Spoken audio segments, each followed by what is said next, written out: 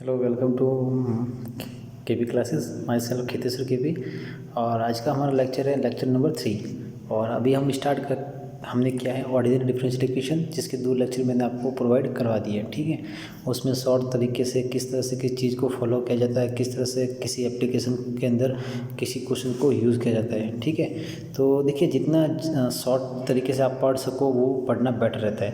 और अभी CSIR net का एग्ज़ाम 26 नवंबर को बता रहे हैं। एडमिट कार्ड भी आ चुके हैं, लेकिन वो प्रोविजनल है, तो अभी हम एग्ज़ाम के बारे में कंफर्म श्योरिटी नहीं दे सकते, क्योंकि एडमिट कार्ड के ऊपर देखिए प्रोविजनल लिख रखा है। ठीक है, तो अभी एग्ज़ाम होगा ये कंफर्म नहीं है, क्योंकि उसमें देखिए कि कोरोना के बारे में कुछ जानकारी पूछ रहे हैं कि हमने 15 दिनों में किसी के टच में संपर्क में आए हैं या फिर नहीं आए हैं, हमको कोरोना हुआ है या फिर नहीं हुआ है। तो सारी जो भी जानकारी वगैरह है वो इकट्ठी करके देखेंगे। अगर नंबर ऑफ़ स्टूडेंट्स अगर ज़्यादा कोरोना से संक्रमित है तो फिर एग्ज़ाम पोस्टपोन हो सकता है। तो फिलहाल अभी जो एडमिट कार्ड आया है उस पर प्रोविजनल एडमिट कार्ड लिखा हुआ आ रहा है। तो अभी एडमिट कार्ड के ऊपर ये लिखा होने की वजह से एग्ज़ाम होगा ये कंफर्म हम नहीं कह सकते, बट हमें तैयारी अपनी पूरी रखनी है। ठीक है, तो मैं कोशिश कर रहा हूँ जल्दी से जल्दी लेक्चर्स आपको प्रोवाइड करा के शॉर्ट टाइप वीडियो को आप देख सकें, ताकि कम समय में आप अपने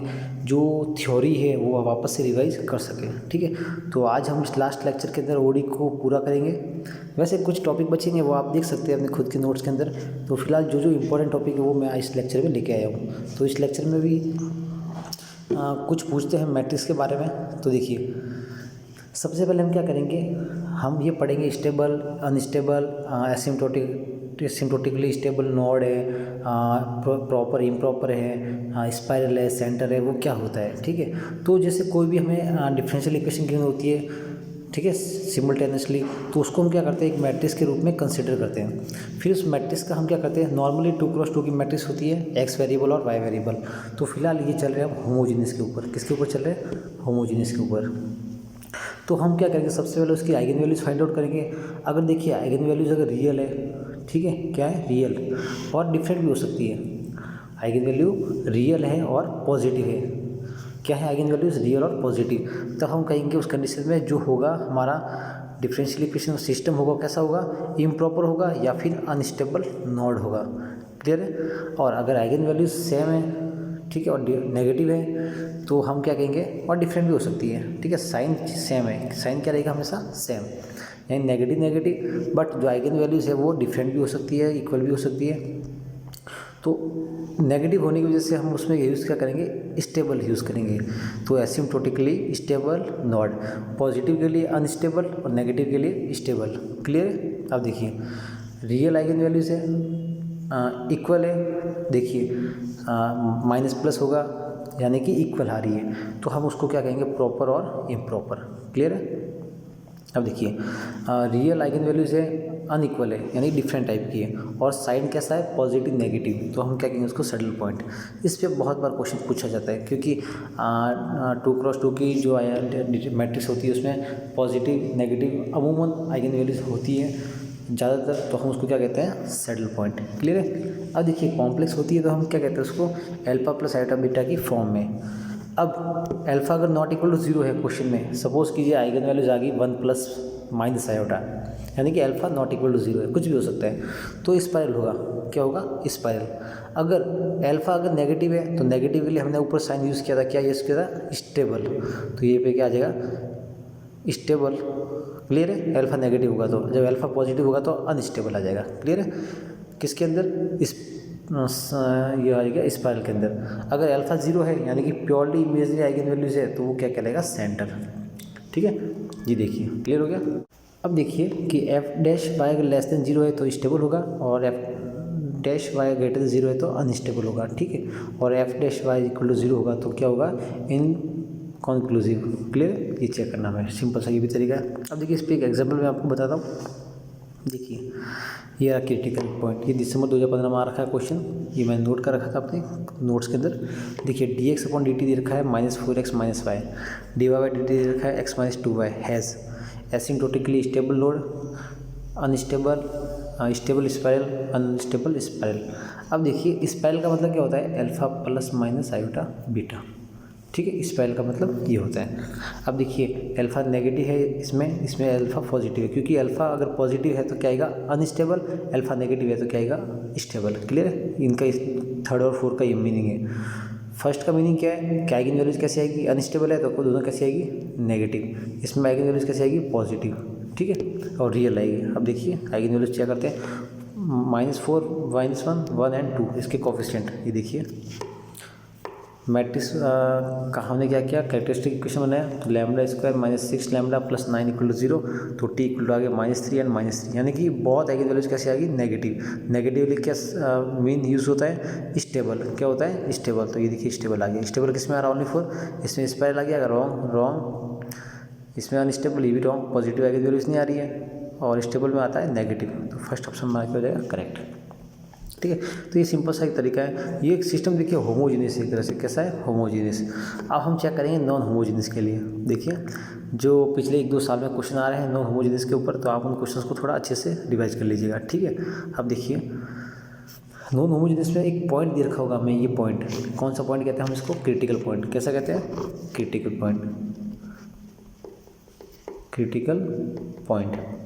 क्लियर। इस पॉइंट का हमें ध्यान रखना है कि जब नॉन होमोजीनियस इक्वेशन होगी, डिफरेंशियल इक्वेशन है लीनियर, और कैसी होगी नॉन लीनियर, यानी कि नॉन होमोजीनियस। कैसी होगी नॉन होमोजीनियस। तो सपोज कीजिए हमें वो क्रिटिकल पॉइंट क्या दे रखा है x0, y0, तो आपको क्वेश्चन में दे रखा होगा जैसे 0,0 है, 0,2 है, 0,3 है, 0,5 है, इस तरह से कोई भी पॉइंट आपको गिवन होगा, तो मैंने फॉर्मूला आपके सामने लिख दिया है। तो इस फॉर्मूला का यूज़ करके आप इन दोनों इक्वेशन को किस में कन्वर्ट करोगे, होमोजीनियस के अंदर। फिर वही जो पहले पेज पे मैंने जो थ्योरी बताई वो थ्योरी इसके बाद इसमें यूज़ करनी है। तो उससे पहले आपको क्या करना है, नॉन होमोजीनियस को होमोजीनियस सिस्टम के कन्वर्ट करना है। कैसे कन्वर्ट करोगे, देखिए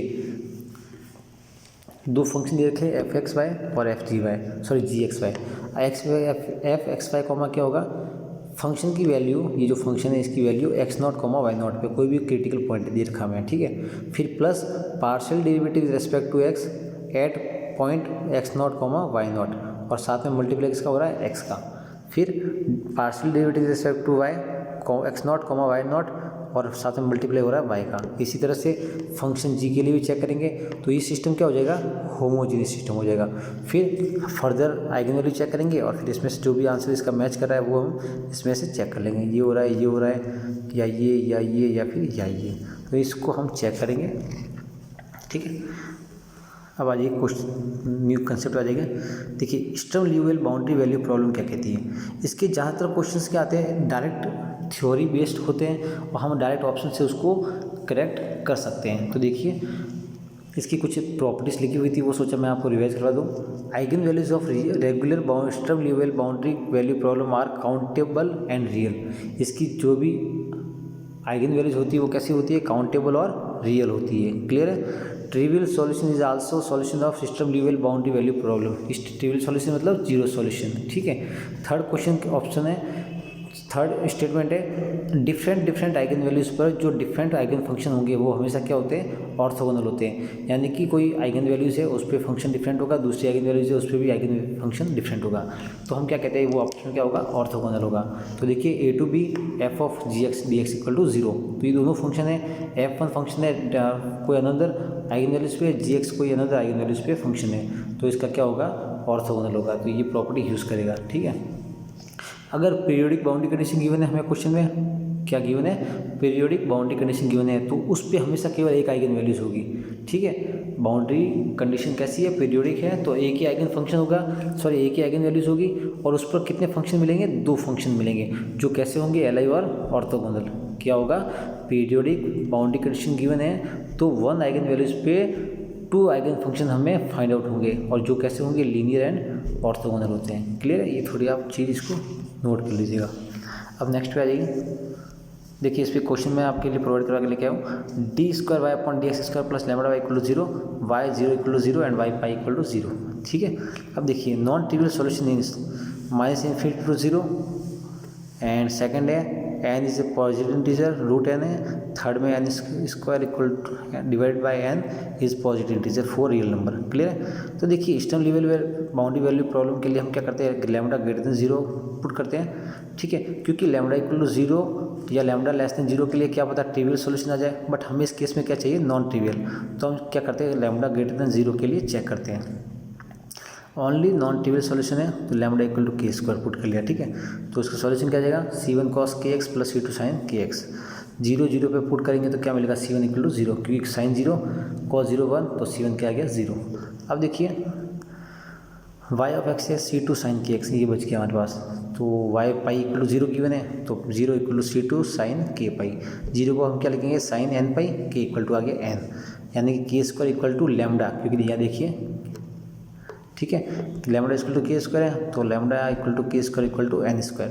तो एन इक्वल टू क्या आ जाएगा, positive integer not take 0 because lambda greater than 0 है, हम 0 इसमें कंसीडर नहीं करेंगे। तो देखिए सेकंड ऑप्शन दिख रहा है हमें, देखिए n square n is positive integer, तो हमारा थर्ड ऑप्शन क्या हो जाएगा, करेक्ट हो जाएगा, ठीक है। और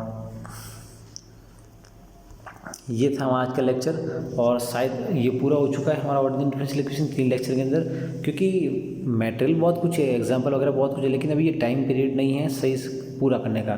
तो आपको स्टार्टिंग से प्रिपरेशन साथ जरूर रखनी है, तो एग्ज़ाम हो भी सकता है और नहीं भी हो सकता है। और इसी तरह से मैं वीडियो लेक्चर प्रोवाइड कराता रहूँगा। आप प्लीज़ चैनल को थोड़ा सपोर्ट करते रहिए और वीडियोज़ को अपने फ्रेंड्स के साथ शेयर कीजिए। Thank you.